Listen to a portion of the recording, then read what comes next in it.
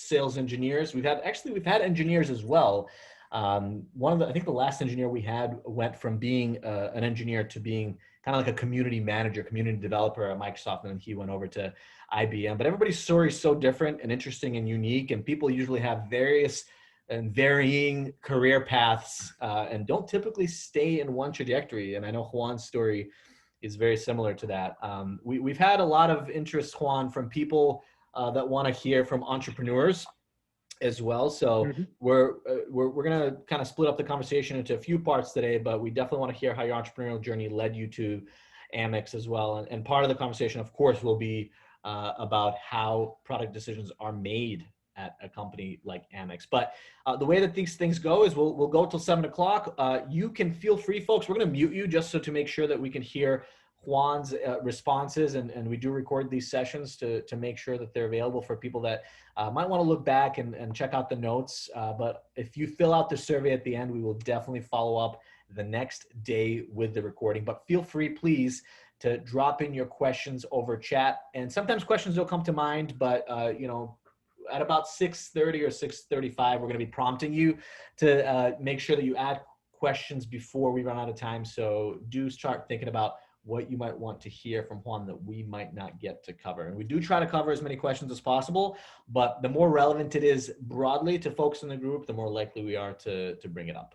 Yeah, and I actually will reiterate even more so that in this crazy time that we're living in, these virtual events have replaced physical events because physical events just don't happen anymore. And I think we all should treat this as a networking opportunity. So please do be active in the chat. We started hosting these weekly events in April. We've been going strong. This is our, 13th, 14th? 19th event. Wow, I lost count after about 13 apparently. 19th event. And we do recognize the folks that come to these events time and time again. So do make yourself known if this is your first time. Put your name in the chat, tell us where you're from, or tell us why you came here today. Because again, this is how we network in 2020, these virtual events. And so we want to know who you are, why you're here, and we'd love to see you continuing to come to these events as we move forward. So right now we're in the introduction portion of the event. We're about to get started with our interview with Juan. Again, do write your questions throughout.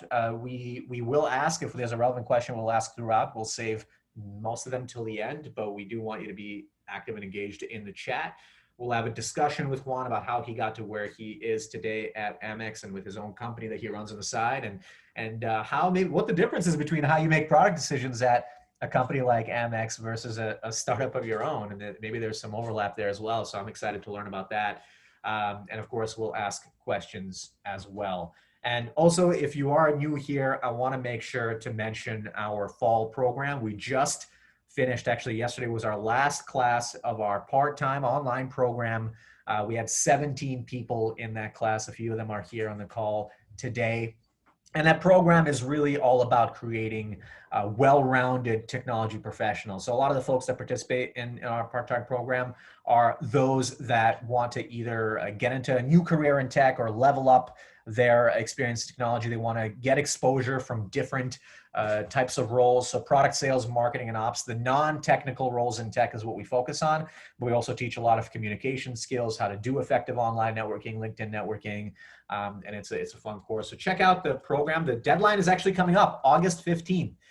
So please apply if you're interested. We're prioritizing scholarships for early applicants. So if you are interested in participating, the application takes about 2 minutes, and we'd love to see you apply. And if you want to learn more about that, or if you just want to talk to Vadim and I and learn more about what we're doing here at School16, sign up for an info session. We're doing those in the next couple of weeks, this week and next info session. So that's school16.co/info if you'd like to speak with us and learn a little bit more about what we're doing here at School16. Awesome, folks. So we're going to stop sharing the slides so we can see Juan and his amazing Amex Digital Labs logo. But Juan, thank you for joining us today. We have a lot of folks usually join these sessions that are excited about product management. And part of the reason why people are excited about product, that it is a highly versatile role. It is also very different from company to company. And I imagine very different at a massive brand and a large organization like Amex. But We're going to start this conversation similar to how we start most of them, and that is, tell us about your origin story. How did your career start out? Obviously, you became an entrepreneur and then eventually landed at Amex, but what led you to getting into product at American Express? Yeah, absolutely. Yeah. Hey guys. Hello everyone. My name is Juan Figuera, and yeah, thank you so much for the opportunity. This is great. Very excited to be here, and please feel free to send your questions. I'm really looking forward to those. So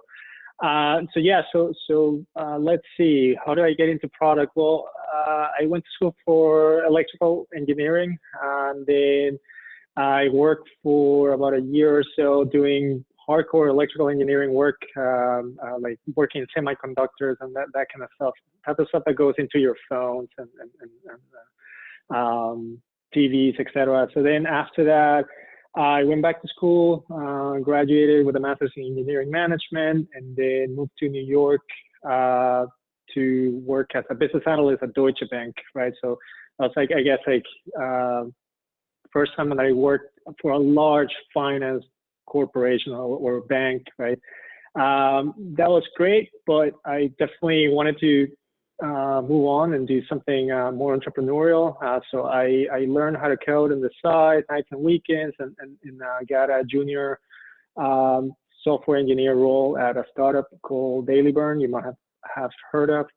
And then I worked there for about a year and 8 months, and then together with a friend of mine from Deutsche Bank, we launched our own startup back in 2015, so 5 years ago now. And easiest way I can describe it is it's like an Uber for farming services, right? So say you're a farmer, you need to fertilize 1,000 acres of land. You can use our app to request that job. Contractor can use the app to track where the machines are at any given moment, and then they can invoice the client for that work. So we try to raise capital. We had a couple offers, but it was a little bit too little, too late, I guess. Like, unfortunately, we just didn't get that growth curve that you're looking for at a startup. So at that point, like both my co-founder and I, we decided to look for full-time jobs, but still continue working on Harvest Shield. That's the name of my startup. And so that's how I landed at Amex, right? I knew that I'm a good software engineer, but I've worked with like very, very talented engineers, so like I'm not at that level.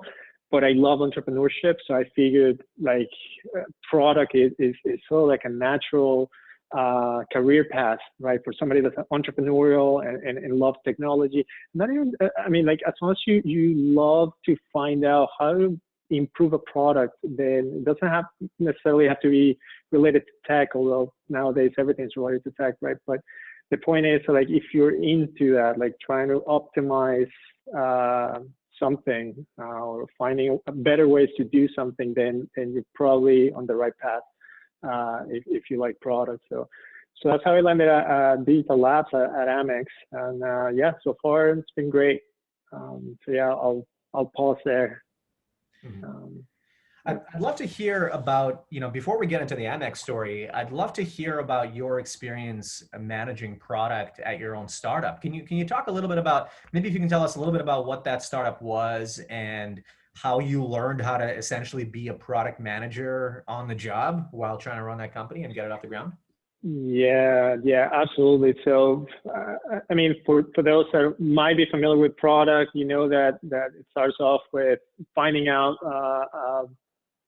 let's say, a problem that you're trying to solve, right? And like then you have a problem, and then trying to validate that it's a big enough problem, right? Because obviously there's plenty of those, but time is limited and resources are limited, so you might as well prioritize your time and effort onto problems that are big, right? And so for Harvest Shield, the idea came from a really good friend of mine. We knew his dad had a business that did this type of work, contracting work. So like agricultural contracting work, and he was always tracking all the work on pen and paper, right? Like he will have essentially like a diary, like he would write all the work that he was doing for clients. And what happens is, like, if you lose that diary, like there goes all the work, right? Like you can't invoice a client if you forget what type of work you've done. So obviously it's something that, like, there should be a better way. It's one of those, like, there should be an app for that.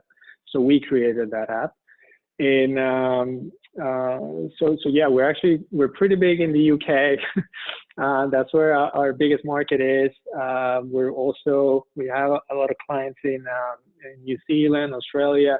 Not so much here in North America, just because it's a different dynamic here. But we do have some in South America as well. But yeah, so I think it all, just going back to your question, it all starts from, like, finding a problem, as I guess as simple as that might sound, but finding a problem and then, like, making sure that there's enough people that are interested in and that are willing to pay. I think, like, if I were to go back on my own startup, right, like, we knew it was a problem, but perhaps we didn't do enough work validating that the need was strong enough, right, for people to pay for it, right? Because when you're competing, when the next best option, let's say, is just use pen and paper, right? Then, you know, will people actually pay for your service, or will they continue using pen and paper, right? So it's part of the decisions that you have to make. Yeah.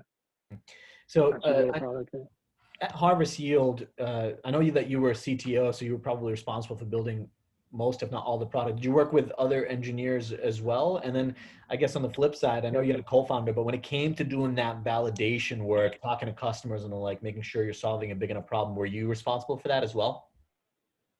Yeah. Well, I mean, like, as a startup, you sort of have to do everything, right? So for Harvest Yield, both my co-founder and I, we developed everything from scratch, back end and front end. So we have both native apps on iOS and Android, and build the back end from scratch, everything, right? So yeah, I feel like technology side, like, we built everything, and then to validate the product, I mean, to be honest, like, initially we just went with a single user, right? Like, the need from a single user, which was my friend's dad. He had the need for this product, and we extrapolated it from there. We thought, well, how many of these contractors are out there, and, like, the numbers seem relatively big, and, like, and did some modeling of, like, how much could we charge for the service, etc. And then once we launched, though, that's where it really starts, right? Like, that's where you start to get feedback on what works and what doesn't, and then you iterate on the product. It's really that straightforward. And, like, sometimes you find that the initial idea that you have is just, it's not at all what people are looking for, right? So that's why you will see, I'm sure people on the call have heard of this before, like, launch early, be embarrassed of your MVP, that kind of stuff.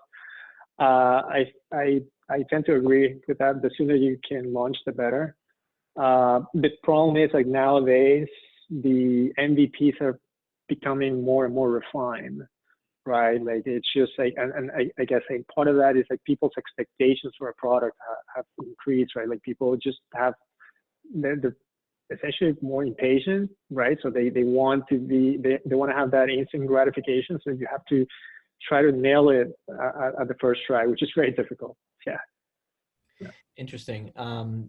You know, I'm curious about the following, and I promise we'll connect the dots to Amex in a second here. But as you guys started to grow, how much of that work was reactive versus proactive? In other words, reactive, where customers have issues, they're reaching out, clearly you have to solve them, versus I need to jump on the phone with 10 customers next week to make sure we understand how to refine our roadmap going forward. Yeah, well, so when we first launched, actually before we launched, and we had this, like, huge idea of, like, what the platform would be, right? So, and that's what drove our roadmap. Later on, once we launched, that roadmap starts to morph a little bit and try to adapt to what the market really needs, right? So that starts to prioritize, your efforts, right? You find that really some features that you thought you should build because people will likely need them, and you realize that like they just don't need them, like, and some others that you start prioritizing, right? For example, like in our case, we found that like we thought that all the invoicing, let's say, what's going to be done on our. Whoops, sorry, there was a little bit of an echo there. We okay? Yeah. So very quickly, I'll say this, right? So we thought that within the app we're going to do invoicing ourselves, which we have, and we're going to spend a lot of time on that feature. But later, what we found out is that, look, for our customers, they're already using Xero or QuickBooks. They're already using tools that are designed for that, for accounting and invoicing, that kind of work. So it didn't really make sense for us to replicate that work, and we wouldn't have thought of that unless like we had that conversation with customers and asked them what they really needed, right? So it's just one example, but I have plenty. Yeah. I'm sure you do, and I'm sure there was a wealth of experience being on the ground and owning that process, and talking to the customer, and being the one that actually codes it, which is rare. So I'm curious, given that great experience, and all that being said, you ended up interviewing for the senior product role at American Express. Now I'm assuming, and correct me if I'm wrong, but I'm assuming that the way that Amex launches products is probably a little bit different than a young startup does. So how did you convince them through that process that you were going to be able to help them launch products, given that your experience was in startups?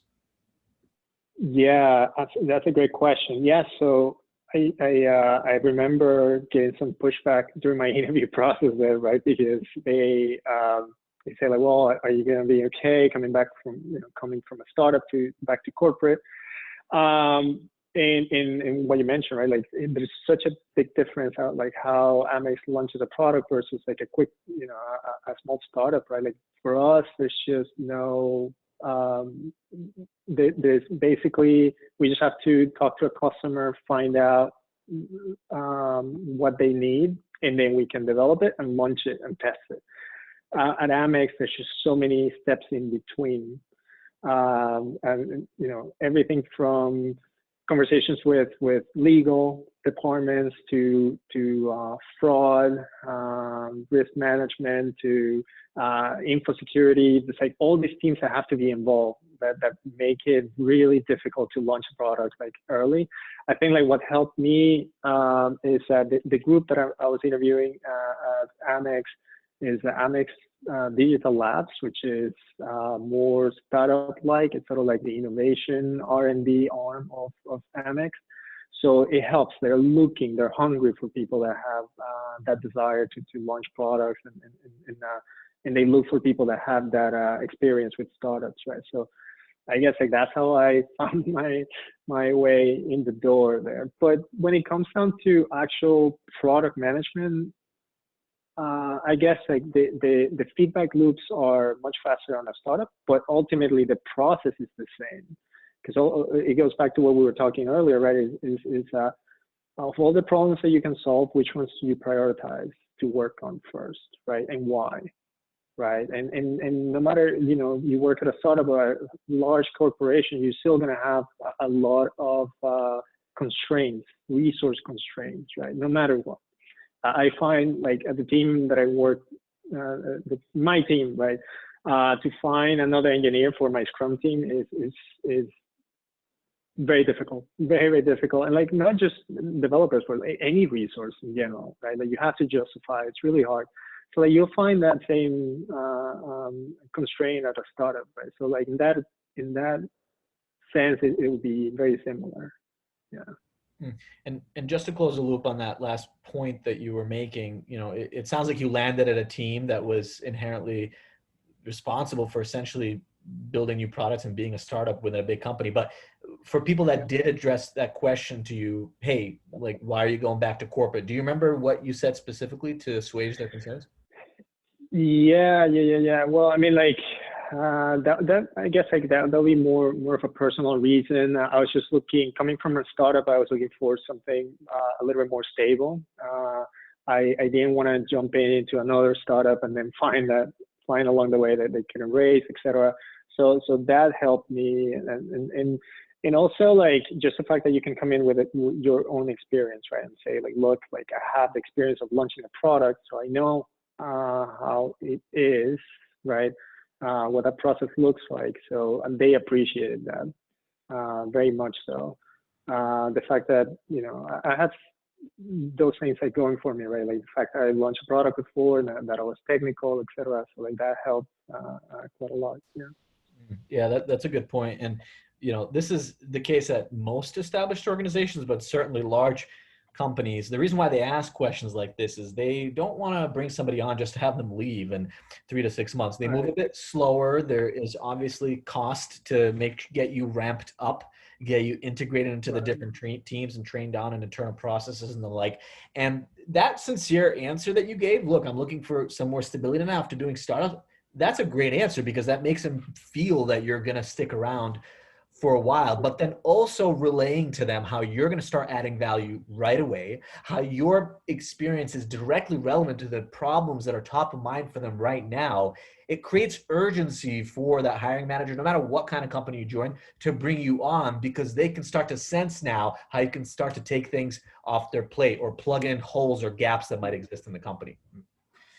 Yeah, I agree. I'm curious, Juan, I know that you said it was an advantage for you to be technical to get into that role, but you know, we've seen people move from less technical or non-technical roles into product management. In fact, we have Brantford here from Dallas who's trying to make a move from account management to product management. Do you work with any product folks that have less technical or non-technical backgrounds? Great question. I can tell you this, of all the PMs within labs, I'm probably like the only one that is technical. So that's why I was very surprised when I joined in, because I guess like my background, like not necessarily fit everyone's background within labs. Like certainly a lot of people came from business, from like doing everything from business development to from marketing, from design, like all kinds of backgrounds really, but everyone's very talented at it, right? Like, and the principles for product management are well known. So like as long as you have that eye and like you can prioritize accordingly, like it's something that I feel like anyone can get into, right? So yeah, so don't be discouraged. You don't need to be technical at all. You don't. Yeah. For those folks that are non-technical that are in those roles, like what are some of those things that they're good at that make them a fit for the role, like that make them really understand those principles, if you can expand? Yeah, like you mentioned, you know, folks that come from business development, for example, that business development is a very broad type of discipline. So what makes somebody that comes from business development effective in product management? Yeah, absolutely. So, I mean, so let's take BD, right? So for business development, you can, if you're coming from that background, that means that you have most likely experience dealing with a lot of partners, or a lot of like perhaps like even sales. Essentially, you have a lot of experience on the client side, right? Which means that you will know what they're looking for. And most likely you're a person that can get that information fairly easily from somebody. So it means that you can gather that information. So that is very valuable, right? Like as long as you have that feedback, then essentially clients are telling you like what you need to build, right? And if you hear the same feedback from enough clients, then like it means that you might be onto something if you build a given product or a given feature, right? So yeah, so like that's from the BD side.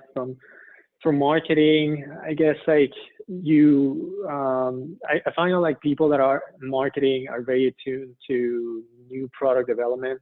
I mean, at least like all the marketing people that I met, like so they're just natural at product development. Design, likewise, I'm just very attuned to that. Yeah, pretty much everything. I think I haven't seen somebody from HR jumping into product, but again, I feel like, look, I think if I go back and think like, okay, like once I started looking for a job as a PM, like why exactly I wanted to do that rather than like say a developer, etc. Part of it was the skill set, right? But part of it is like, look, if you are into entrepreneurship, most likely you'll be a great PM, just because it's the same skill set. Like if you wanted to develop a startup, if you wanted to start your own company, you will have to find a need, right? So for PM, it's the same thing, but it might be a little bit smaller, right? Like it might be you're not creating a whole company or you're not creating a whole product, but it might be just a feature, right? So say out of 10 features, which one will you create? And sometimes those features like become like the actual product, right? Like, I mean, like look at, what was it? Twitter, right? It started off as like a side project of audio, and then it became like what massive company that it is today, right? So yeah, so like if you're into entrepreneurship, that's another way to get into it. But essentially, what it takes is just be curious, right? Like, and if you have ever been annoyed at something being too expensive or taking too long, or very inefficient, then chances are you have what it takes to be either an entrepreneur or a PM, because all it takes is like finding solutions to solve for those. Yeah, this is why Sergey and I often urge people to work on their side projects, to pursue their entrepreneurial endeavors, and kind of remove the fear of failure. Because even if you do fail, if the company doesn't make you, let's say, wildly rich, for example, if that's what you're targeting, at least you develop that skill. Because a lot of what a product manager ends up having to do is identifying that need, is validating the market, validating the need in the market typically through quantitative and qualitative work. Quantitative work, maybe if you have a more data-oriented mind or background, you're going to be a good fit for those types of activities as a PM. Qualitative work, as you said, BD, marketing, you're going to be able to execute on that as well. And for you were an engineer, but also you were an entrepreneur, and you were able to do all of that. And being a product manager ultimately is essentially a jack of all trades. Of course, that's a bit of a generalization. There's different types of PMs, but oftentimes PMs are jacks of all trades. So those skill set, that entrepreneurial skill set, can really help you go a long way. Yeah. So absolutely. Juan, I'm curious, when you have a startup, oftentimes it's like pretty clear. You have a very specific customer, you're very intimately aware of their problem, and you try and solve it.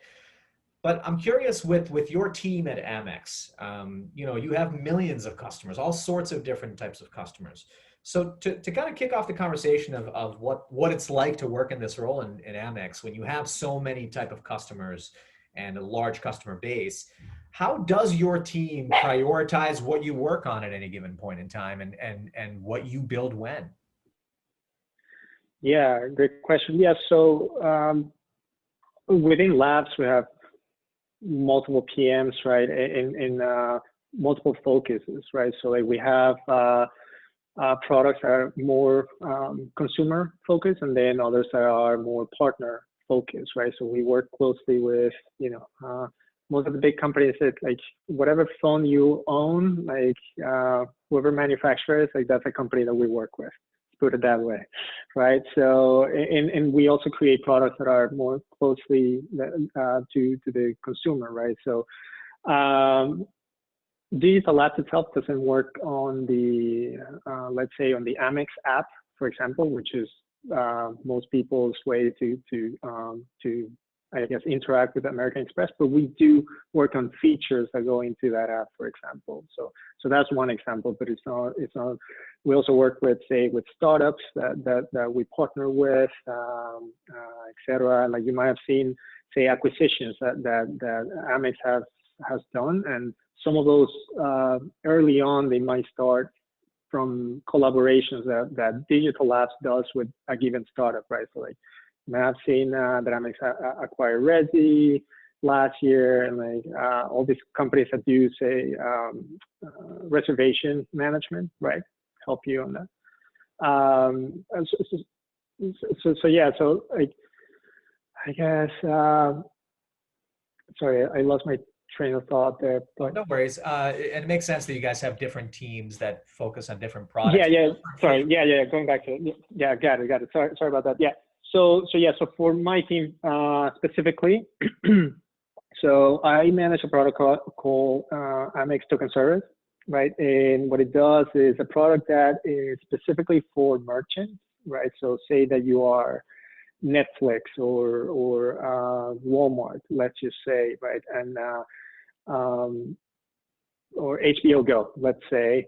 One issue that they have is that a lot of card members, right, when they enter the card, let's say that your card expires a month from now, then all of a sudden they might lose revenue because that card gets declined and the person, you forget to renew it.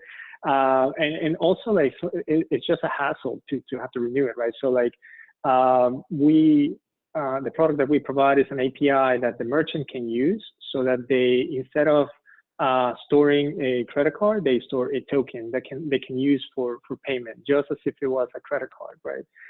So they have that continuity. Our tokens last for 20 years, right? So and they're automatically linked as your card is replaced.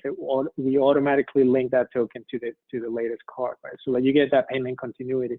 And then the other benefit is that, like, let's say in the event that a given merchant gets breached, right? Then the credit cards will not be compromised, but rather just a token, right? And the tokens can only be used within that merchant, right? So it has that benefit as well. So that is my product. So going back to your question, like, so how do we, I guess, like, how do we manage, how do we prioritize, right? Like requests from the clients that we work with, right? So in our case, we work very closely with merchants, right? So we have tons of meetings with them, and like based on, again, like it goes back to the same point, right? Like based on the feedback, what they see on the industry, right? And their requests, then we are adapting our product to serve their needs, right? So I feel like once you have a core value proposition, right, that's what gets them in the door. And then from there, it's their feedback what allows you to, I guess, like mold the solution. But it has to come, you should already have something, some core value to them. So that's how we do it. Yep. Just for folks that are listening, I know we're using some acronyms here. Earlier on, you said MVP, minimum viable product, API, application programming interface, just a way for to interact with another piece of software programmatically. But I'm curious. So you have a bunch of these requests, let's say, come in from various merchants. You identify a feature set that you want to build out, and you start building it. Or like, what are the decisions? I guess to how are you prioritizing these decisions to make sure you know which feature to build first? And then once you decide to build them, you mentioned earlier, there's all these different departments internally that you have to interact with, legal and the like. Talk about that process and how long does it take, if you can share, to roll out a particular piece of functionality? Yeah, I don't think I'll be allowed to share that, but I can tell you it takes a long time. Yeah, I mean, honestly, guys, it's not rocket science. It will be the same process that you will use at a startup or at Amex, right? Again, it starts off with your constraints, right? So you have a limited amount of team members, right? Say a limited amount of developers that you can deploy to any given feature, right? So that means that you have to be very sharp when it comes to like which features you want to build, right? Like which ones are should give you the most, let's say, bang for your buck, essentially. And also, like, there's something we haven't mentioned, but it often comes off as well, is that, like, it's a competitive environment, right? So like you have to also account for that, like what your competitors are doing, and then making sure that like you are releasing features that will put you at the forefront. And if not, like it should be a parity with whatever your competitors are offering, right? So like that's another motivator, right?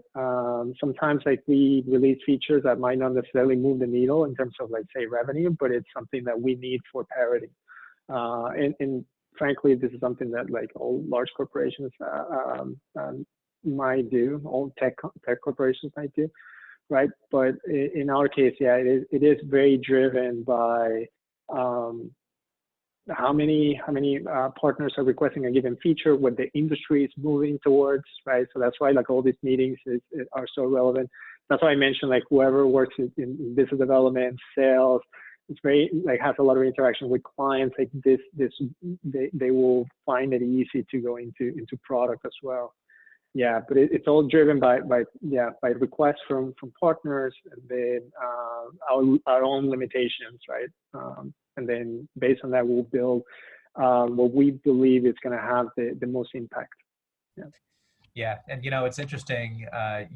All these words that you're using, like unique value proposition and validation in the market. I mean, these are exactly. I helped run an accelerator at New York University, and these are exactly the kind of words and things that we help our startups that are really, really early stage startups. They're going through the same process, although they have much less money and much less time, perhaps, than Amex does. Yeah. So it's good to hear that the process is very similar and relevant and transferable. Yeah. You know, I'm curious because you mentioned validation as a big part of the way that you made decisions at Harvest Yield. Can you talk a little bit about what that validation process, and maybe if you can quantify it for us a little bit more, and what it looks like at Amex? Like, are you talking to, 5 major customers? Is it dozens of customers? And then also the decisions that you're making not only affect those major enterprises, but also the millions of card users that interact with those platforms. So, talk a little bit about once you validated with those folks, the testing that goes into with the actually end users that are going to experience that product and how that works.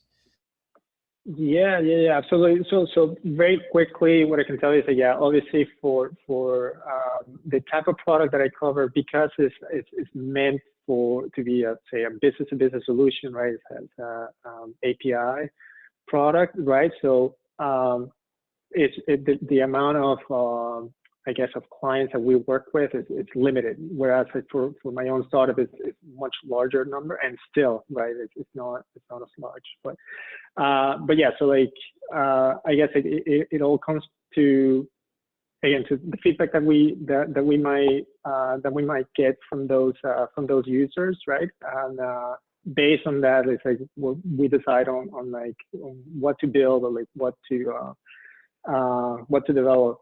Yeah. Does that answer your question? Yeah, it does.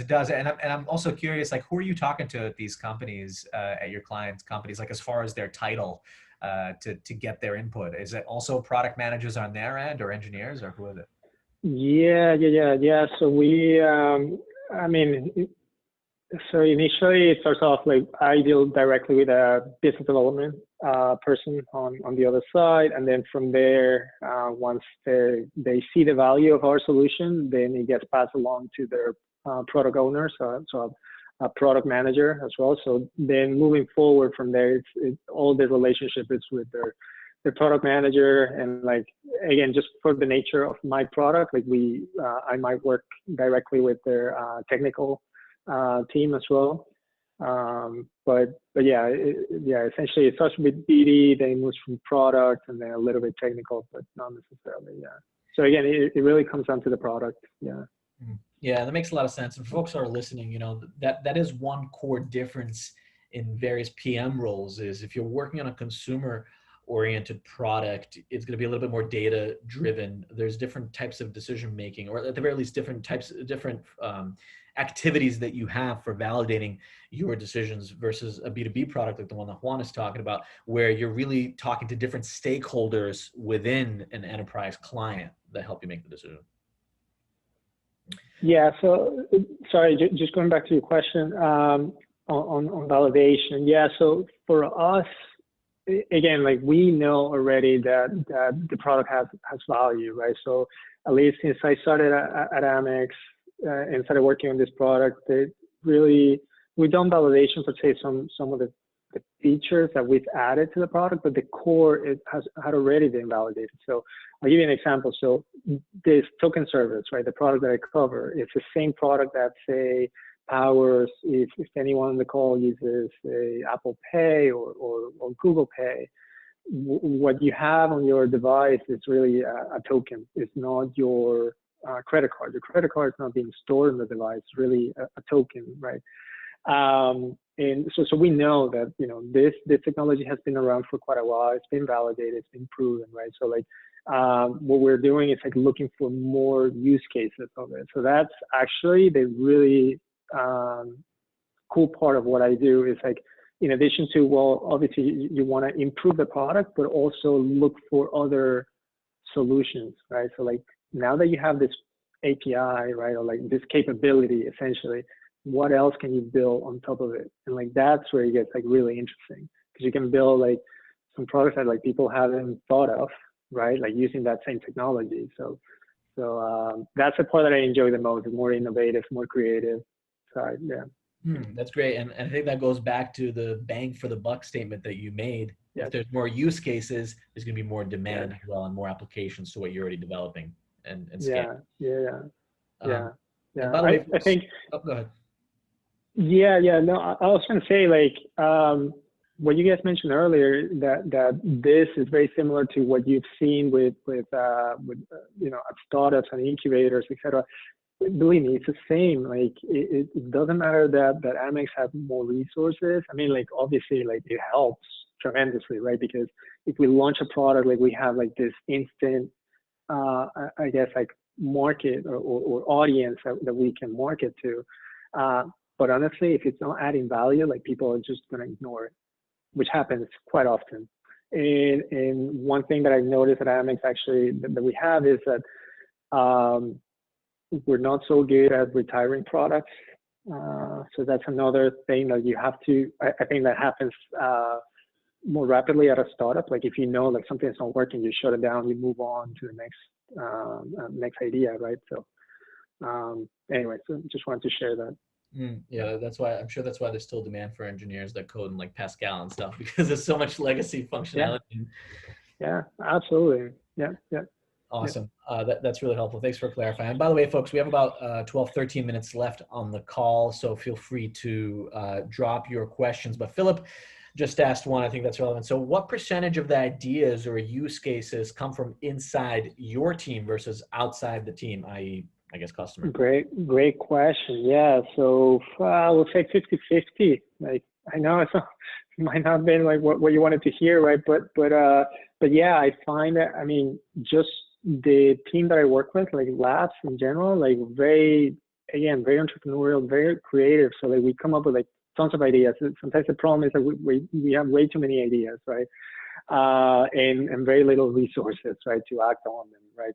So I think ideas is not an issue. Certainly we're actively looking at what's happening in the marketplace, right? And we use Slack, and we constantly on all kinds of channels that we have, we see people are constantly posting like, hey, there's this new startup, they're doing XYZ, like something to look into. So we're constantly monitoring that. So we also get inspired by those, right? Like it doesn't mean like, you know, we'll be copying anything. We won't. Like if anything, we'll look to partner with those companies, right? And like see a way to work with them, right? But yeah, so I think it's like it's half of half. But I will be very transparent, and I will say this: it's like I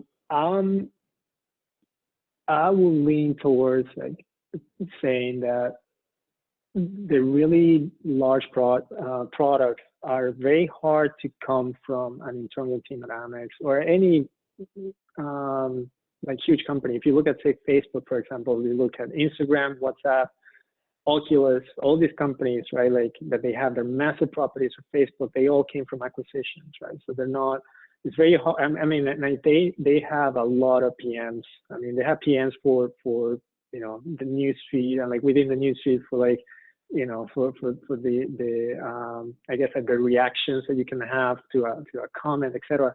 So it's very, very granular. So they have all that power behind them, yet the biggest products they have came from acquisitions, not internal. Yeah. Yeah, that's a great point. I mean, when you acquire a product, you have to. I mean, the integration oftentimes is a lot of work, making sure that they're seamless. Obviously, it depends if you keep them separate, like Facebook did in that case. But there's a good question that came in from Sherry, because you came in from doing your own startup and you got into fintech. And so Sherry's question is, what type of resources or news outlets do you follow or consume to learn more about the payment and fintech industry? How do you make sure you're educated on that? Yeah, sure. I mean, like, it's there is a site called payments.com. As boring as that might sound, like they're amazing. I'm like they follow pretty much like everything related to fintech and new developments, like new capabilities is posted there. We also use a lot of this is one of those things that like we have access to CB Insights. I'm not sure if you're familiar with, but essentially it's just like research reports that they do, very well made, and a lot of those focus on the fintech industry. So like it's something that we use a lot.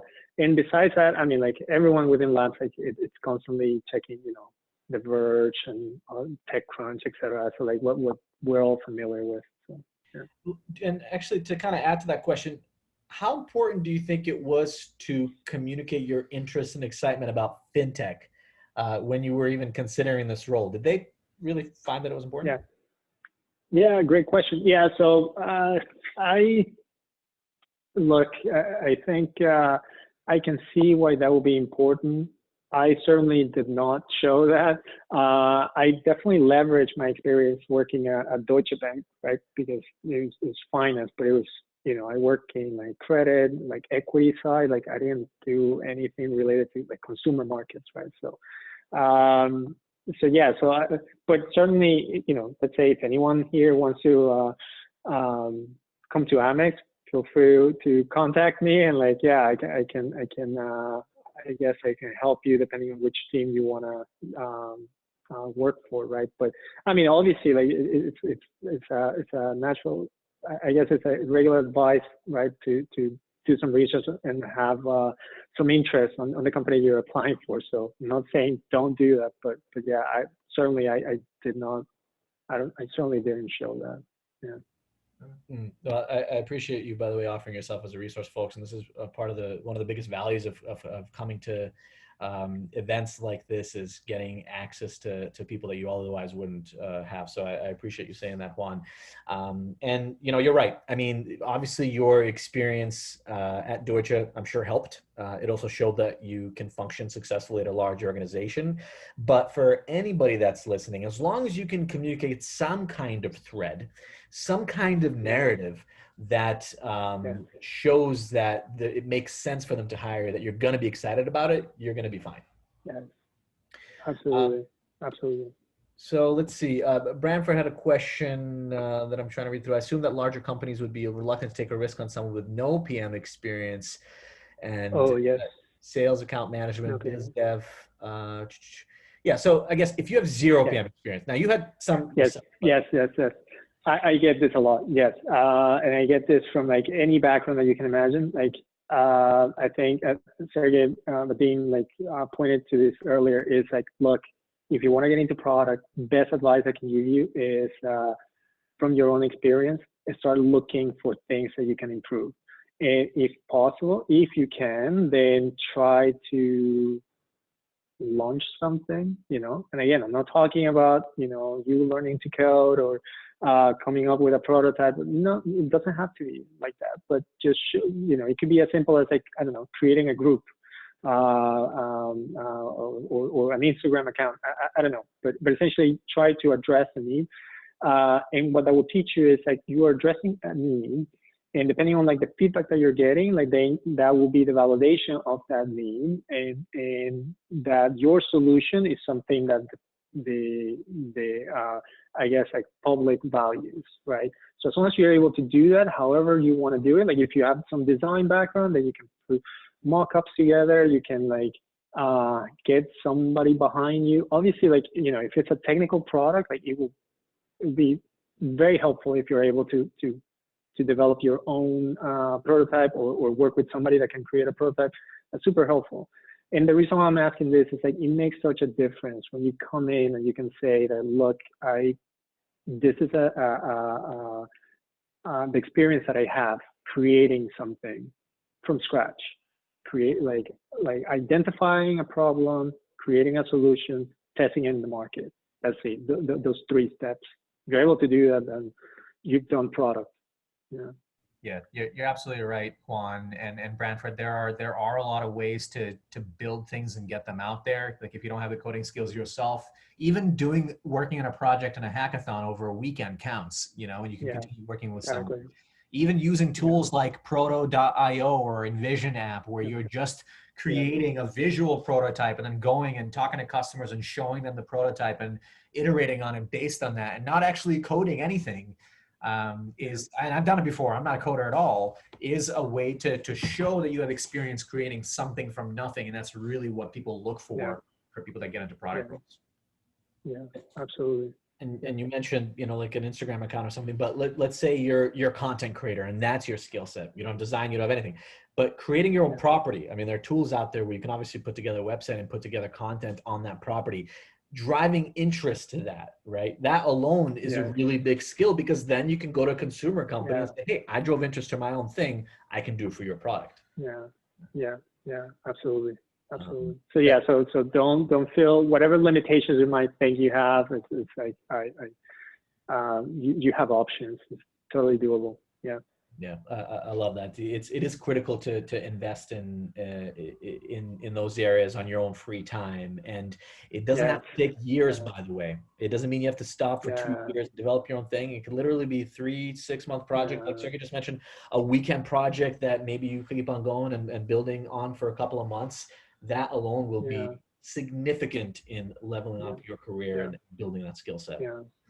And who knows, if it takes off, you might have a startup in your hands, and like, there you go. Like now you don't need a product job anymore. You can just like go at it, you know, on your own, or bootstrap the business, or raise capital. It's up to you. But you have created your own path, which is ultimately I think like what an entrepreneur or a PM might be looking for.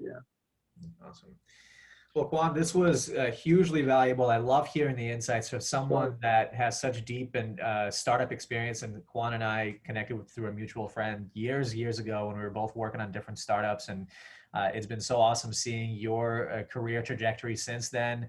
Cool to hear that, you know, even though Amex is a different animal, different beast to work at, a lot of the principles are still the same. And that's why you're able to be successful in that role. And I think that makes it, I think, more approachable for folks on the call as well. So we really appreciate you spending this hour with us and answering these questions, Juan. Thank you so much.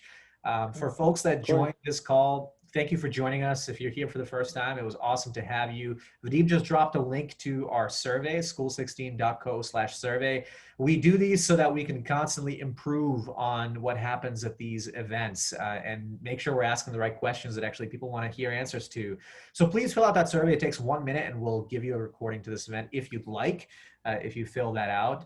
And also next week, we're doing something a little bit different. We're doing a live podcast recording for our podcast, The Mentors, here at School16 next Wednesday.